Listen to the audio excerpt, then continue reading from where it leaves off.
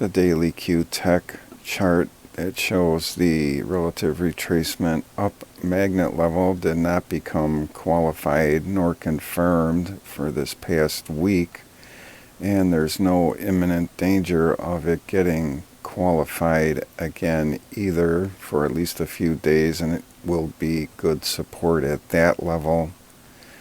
Break underneath it should be okay support at the trend factor down 1, and then the momentum down for 50% and 100% is right underneath there and closes below either or both of these levels will qualify them for end of day Monday. And the Qtec daily cloud chart shows the conversion line down here at that level, good support along with the channel 3 low right underneath it, and the lower Stark band is bringing up the rear still. And there's good news from the front on the S&P 500 as it has the combo and sequential buy setup 9 end count completion, and that negated the sequential cluster countdown level that was up to 11, I believe, right here. I do believe it originated back here, not sure, but whatever it is, it's gone, and that's a good thing. And the relative retrace up magnet level did not become confirmed. It was qualified and missed it on this bar as it opened here lower than it closed over here, so that ended that right there. It should be pretty good support and in no possibility of getting it qualified at least for Monday. And like the Qtec, the cloud conversion line is sailing away. That's good support here for the S&P 500, and the trend factor down 1 is close to the momentum down for 50% and 100%, and again, like Qtec closes under those levels, will qualify them for Monday. And this S&P 500 daily chart shows this ongoing supply line will be at 45.99.35 for Monday, and a close above that will qualify it. And this qualified supply projection is still valid from this qualified supply line. And as suspected, this demand line that was ongoing, and it did become qualified on this bar, but then the next day it went way above it, so that's a qualified cancel for that one, and that's another good sign.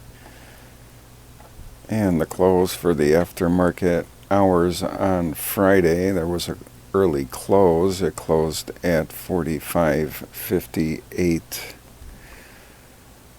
Here's an S&P 500 daily chart. You can see that we jumped out of no man's land pretty good a week or so ago and just kept climbing, and this horizontal line at 45.85 should be pretty good support, and right above it 45.98.53 is another horizontal line for resistance. And another S&P 500 daily chart with that Andrews pitchfork, and it made it above the top of the pitchfork, and that level is at 45.42.03 for Monday, so that's another support level there. And this extended broadening top that it broke down out of back here, spent a lot of time down there and went pretty deep, hit the bottom of the pitchfork over here. I added these two lines for the pitchfork, so it nailed that last one there, and this broadening top blue line was extended and will be at 45.15.88 for Monday. And this S&P 500 weekly chart shows the weekly candle absolutely nailing that weekly diamond bottom line 1 right here in purple. And that level for the upcoming week will be at 4588.77. And get past that, and I'll have to wake up this blue uptrend line going way back to the COVID crash era, but we'll take one step at a time. It needs to get above that weekly diamond bottom line 1 first here. And I am in the camp with Mohammed Al-Arian that says there's too much Fed speak. So on Tuesday there's a lot of Fed speak, and then Friday a lot of Fed speak here. Even Powell is speaking, and some others. Here he is there. And the big event for the week will be November 30th, PCE report, personal consumption expenditure. I don't know what's good or bad news, but you would think if it's really good news and beats all these estimates that that's bad news, because the Fed will think about hiking rates again. And then if it's way too low, that means we're in trouble there too. So it really needs a Goldilocks report on this, just a little above or maybe just meeting the expectations for that report this coming week on the 30th.